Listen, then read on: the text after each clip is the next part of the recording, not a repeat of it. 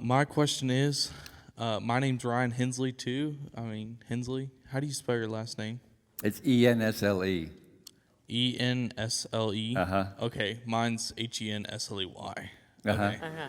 I was just wondering, how long have you done this? Well, I've been playing ever since I was 14.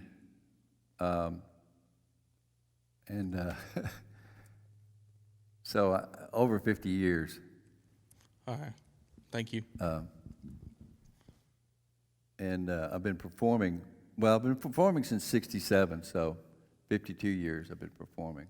But playing guitar since I was 14. Thank you. You bet. Thank you. Oh, would you stand up, please? Hi, my name's Leah McKinnish. I just wanted to ask, do you remember the first song you wrote, and what was it? Well, that's a good question. First song I wrote was about a rainy day in Houston. I do remember that. That's an anomaly. Not. But I don't know if I don't know if I could remember how to play it. I was about 16. Something like rainy Houston morning, staring at the shiny street, painting myself into the corner where the walls of misery meet. I was 16, I don't know. And I was probably in love with some girl, you know. But I don't really remember.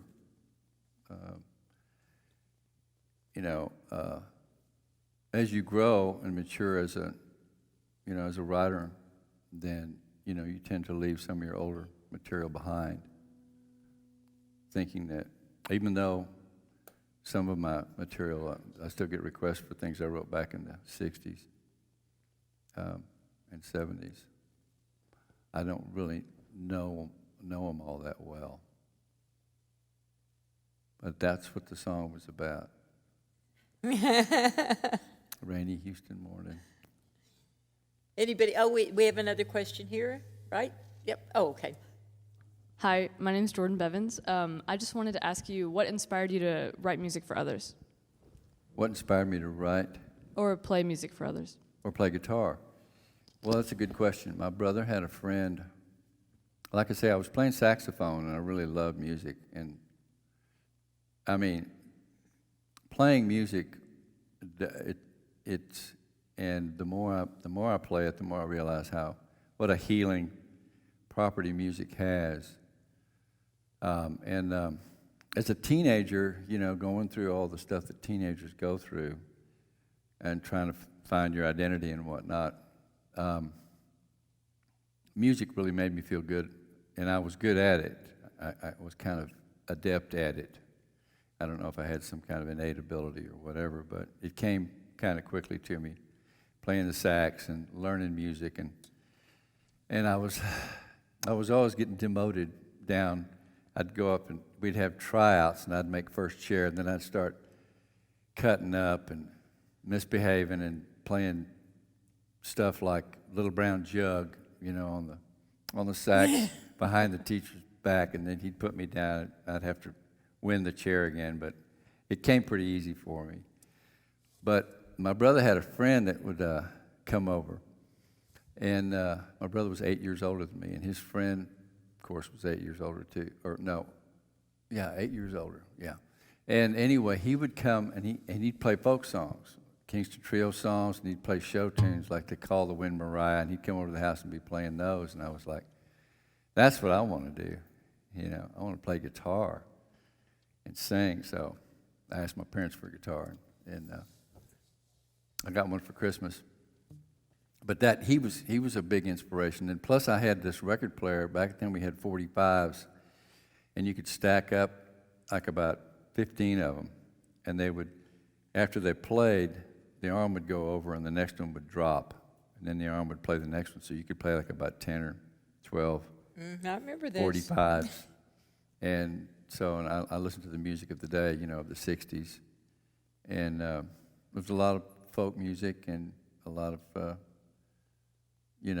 pop music, and I just really, it just really moved me to hear the, Tom Dooley and Kingston Trio, and then, I got into the folk scene and heard the songs Townes was playing and Guy was playing and Don Sanders, and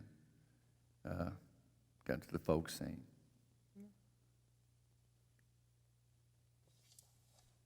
Okay, another question here? Yeah, my name is Ali Mahoy. I was just wondering, since you were born in Texas and you grew up in Houston, do you think like your environment, just where you came from, had a big impact on the kind of music that you made, and why?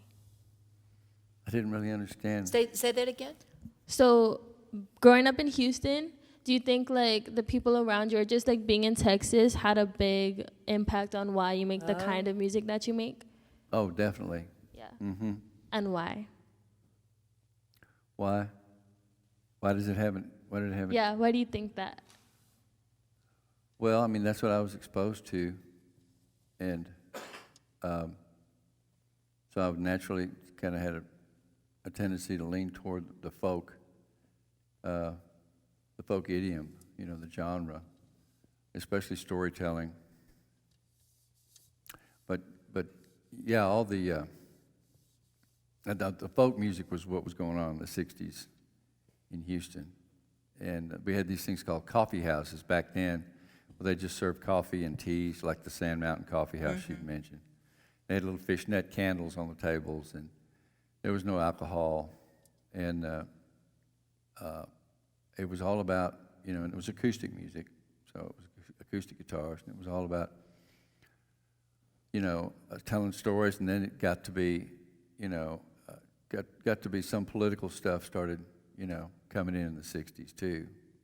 I didn't really get into that scene, but I just kind of gravitated toward that, and finger picking was something that really was attractive to me, because especially when you're playing a solo, I mean, you sort of have to. You don't have a bass player or a rhythm player or lead player, so you sort of have to do all three. And when you finger pick, you sort of can, do that. Does that answer your question? Sure. You had a question, right? Okay. I have a couple questions for you, if you Okay. don't mind. So my first question is about the visuals in your music. So you have lots of very rich visuals in your songs, but they're also really emotional. So my question is, do you go for more of a feeling when you write, or are you really more geared towards creating a clear image for your listeners to relate to and see? Good question. Yeah, it is a good question, and I was working as an artist in schools in the Beaumont through the government, and I had to sort of investigate the creative process, and so I did some studying, and I tried to explain the creative process or works of art, as songs included, as having three parts: a feeling, an idea, and a form. And you need to have all three of those things. When I was working with school kids, so I had to simplify it as much as I could. But what you're talking about is the feeling, but also the idea. And of course, the form is the way it's presented in terms of musically. So what has to happen with any work of art, I think, is there has to be an inspiration somewhere. And it either comes from the feeling, or it comes from the idea, or it comes from the form. A lot of times you can just play guitar, and you start playing around the guitar, and you come up with a really beautiful melody. Well, there's a form. So it's like, well, you plug a feeling into it and an idea, and you have a song. So you know, and you don't necessarily, you know,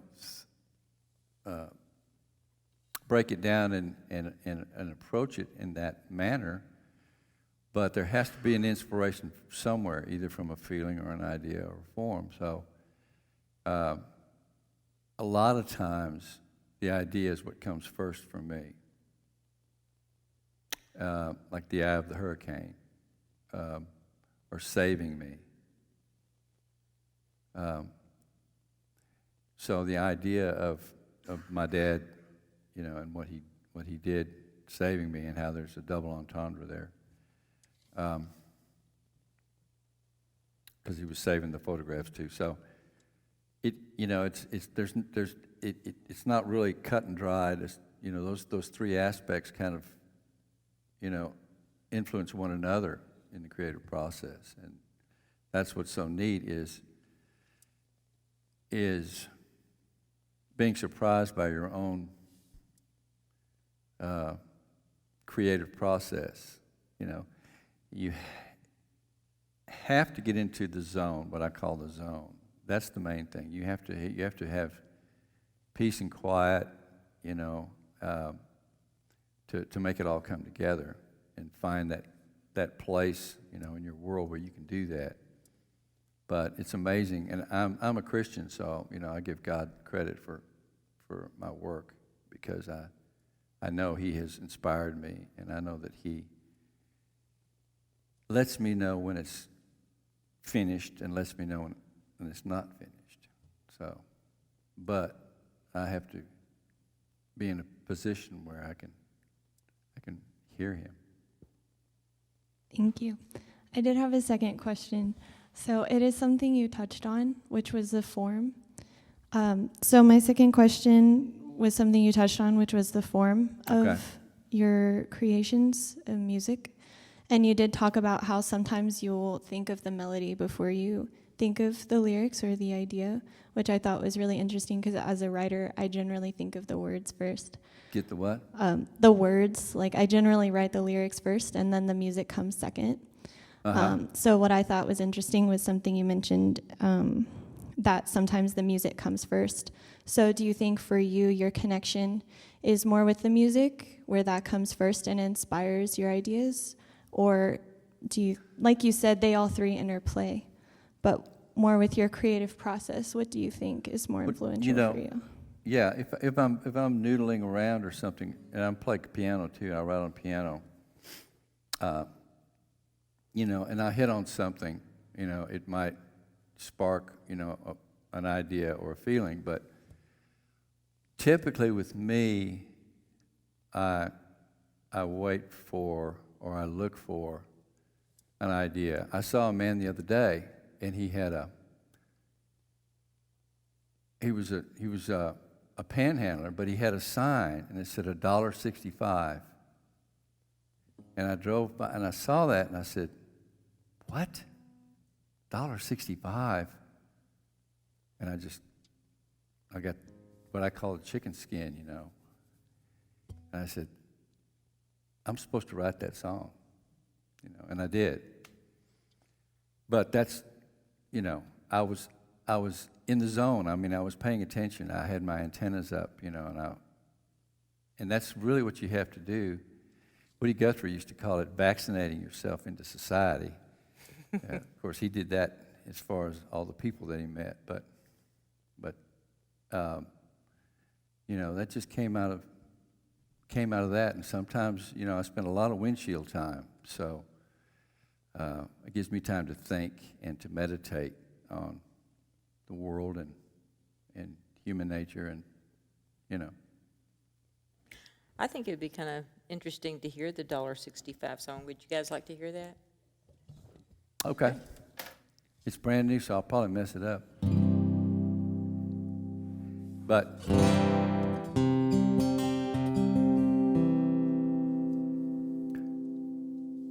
he was a street corner man, sign in his hand, smiling in his tattered old coat. As I drove on by from the corner of my eye, saw on that sign what he wrote. $1.65. $1.65. God bless. Well, I circled the block. I had to stop, do what I could for that man. I never found out what that sign was about. Cars kept honking as he reached out his hand. For $1.65, just $1.65.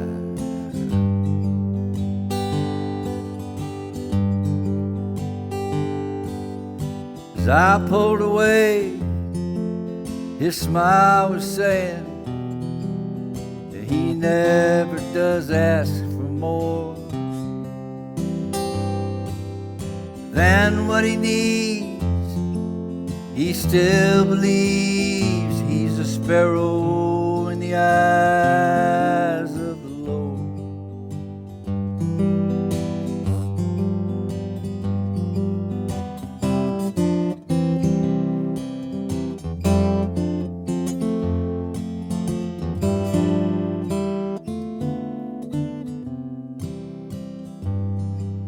Might be what it takes to get rid of his shakes.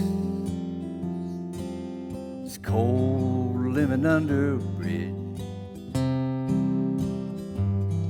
Might be all he lacks to take a Greyhound back home to his wife and kid.